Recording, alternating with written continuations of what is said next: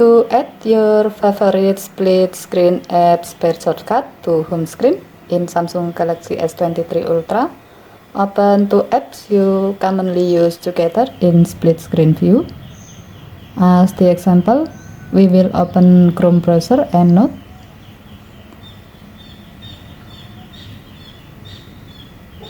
Next, tap Recent button. Single tap Chrome browser app icon. And then select Open in split screen view. Next, select the second app. In this case, select Note.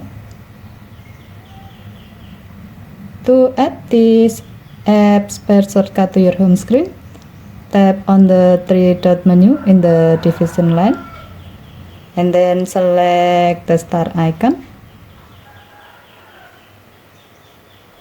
Now select home screen to add a shortcut of the currently open split screen apps pair to your home screen.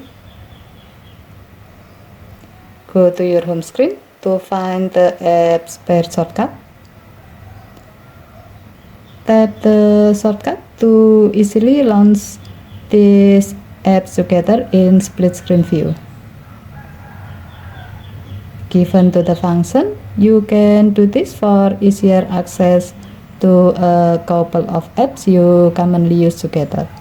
Okay, thank you for watching. Have a nice day.